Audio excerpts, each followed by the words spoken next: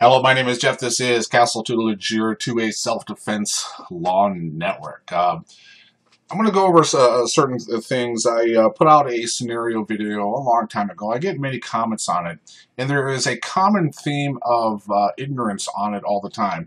Now, I'm not disparaging this Nicholas C. character. He is just of the latest, and he uses phrase, but he uses certain phrases, but he perverts it to only to what he needs it to do for his narrative, his incorrect, absolutely 100% narrative of if you follow his narrative, you will go to jail. You will.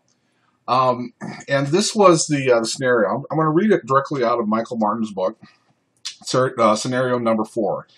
You leave a busy city street and turn down an alleyway to take a shortcut to your car. An individual approximately half your size steps behind the dumpster and pulls his shirt aside, while reaching for a semi-automatic tucked into the waistband. You shout out, "Don't hurt me," and draw your firearm from your holster. You leave your pepper spray in your pocket. The individual draws his firearm from his waistband and elevates it in an effort to shoot you. You fire 2 rounds at him. One strikes him in the shoulder. He immediately drops his firearm and it slides under the dumpster. Bleeding, the individual stumbles toward you. The individual refuses further commands to stay back, and he steps into what you consider to be the danger zone, so you shoot him again. Now, I'm telling you this.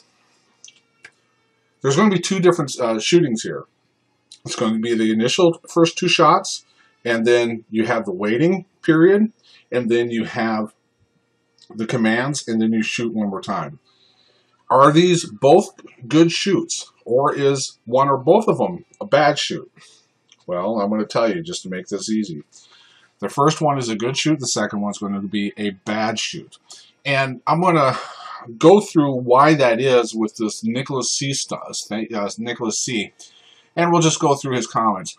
Ron, if he is stumbling toward you and you already showed him that you are armed, if he is coming toward you to do not in a split second know whether he is coming toward you to engage you hand to hand or if he is just falling.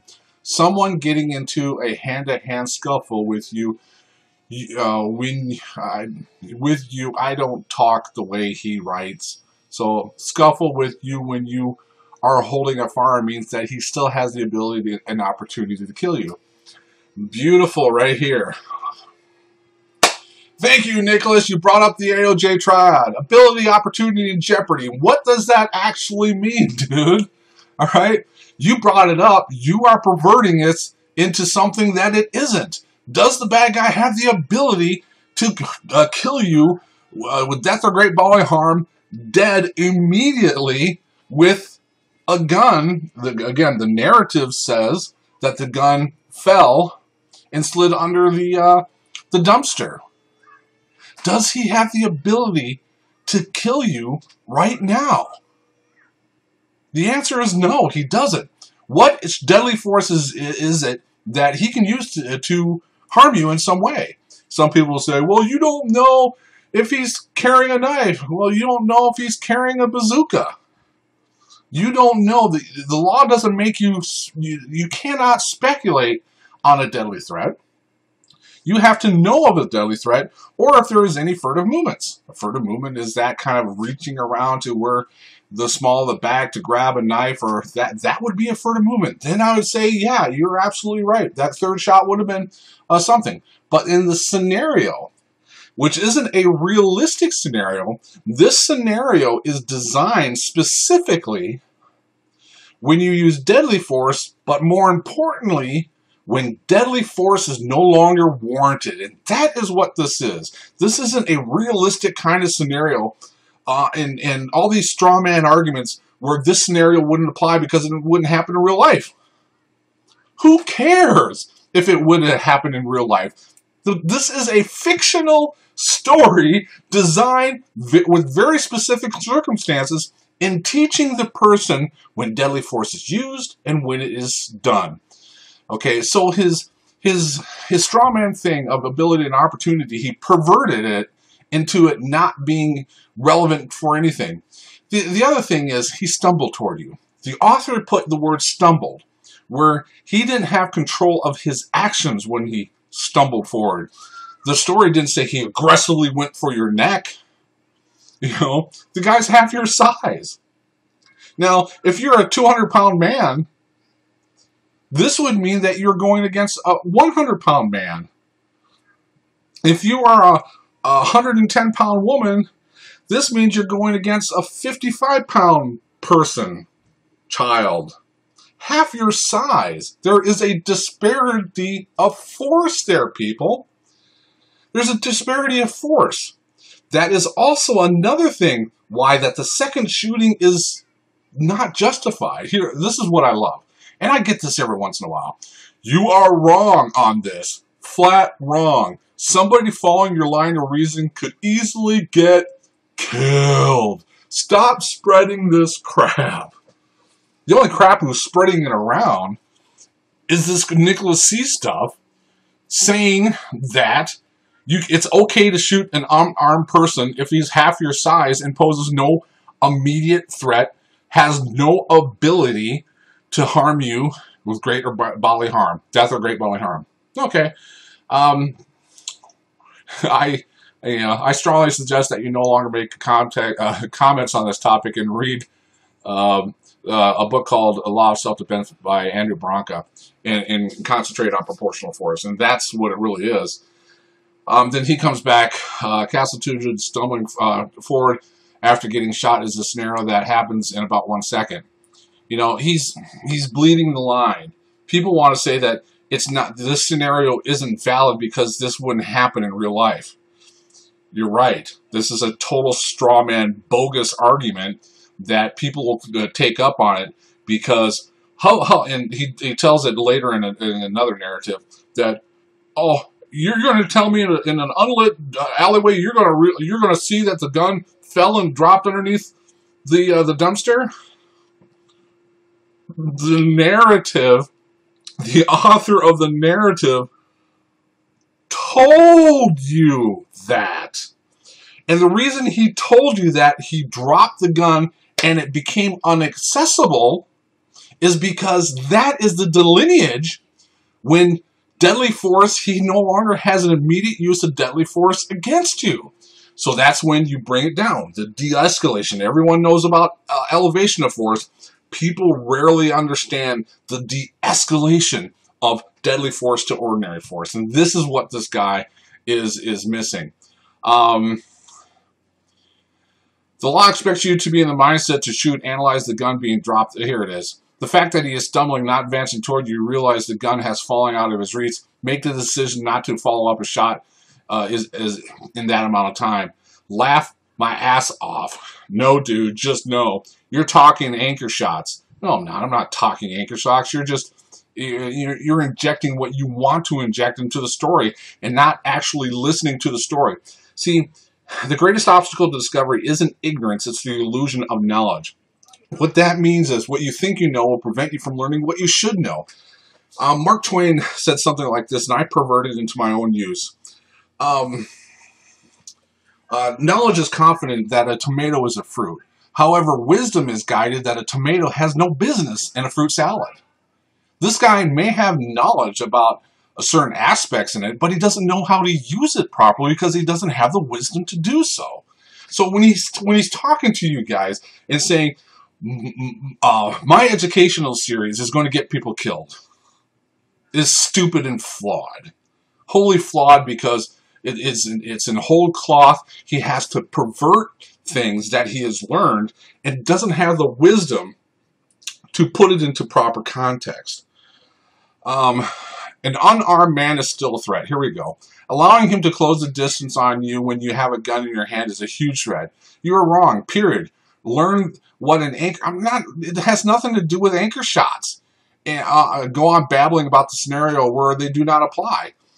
It has nothing... This scenario has nothing to do with anchor shots. Again, it's knowledge misplaced. You are trying to assert your tomato into a fruit salad, which doesn't go there. Here's another one. You might read books, but I've been through many of use of force training programs. What are you talking is perfectly good to go and the proper reaction to the threat. What your idea of the right response. Allow him to get into contact with range with you and fight him hand to hand, potentially letting get the gun away from you. There's other options. See, what this is getting to is giving the other options.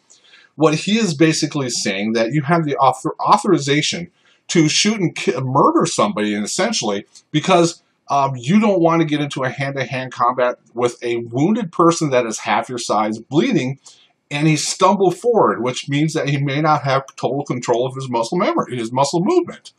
What can you do at that point? Do you remember when the story said pepper spray? You keep the pepper spray in your pocket? Why do you think the author said, well, you have a different option? You're not using deadly force if you pepper sprayed them, because you can't use deadly force at that point, can you? All right? And the guy's half your size. Excuse me, if you're 200 pounds, you cannot take, not have a 100-pound person that has been shot and stumbling take you out. You need to have better hand-to-hand combat skills. But we're getting into tactical doctrine. This isn't a mindset. This is a mind exercise to help you get going on. Then I respond, well, you may go to use of force classes. I teach use of force classes in regards to law. Again, you are asking a tactical training issue. Listen to the story again. You are an able-bodied person who is half his size, double his size. Then he keeps on going, oh, yeah, the guy, I tell you, I may write 2 sentences on my phone. 30 seconds later, he has this long soliloquy. The guy must write super fast. He isn't stupid, but he is not wise. He must have some knowledge. He's not wise. All this is straw man argument. Had zero, absolutely zero to do with the actual thing itself. And this is what I told him to just go read the book. I was going to redo it, but this is what his last thing. I'm not going to read the book. Nowhere near the free time, but he has the free time to write soliloquies like this. He doesn't have the free time to seek the knowledge and the wisdom behind Andrew Branca's book, Massa Yube's use of force book. He doesn't have the time to be bothered.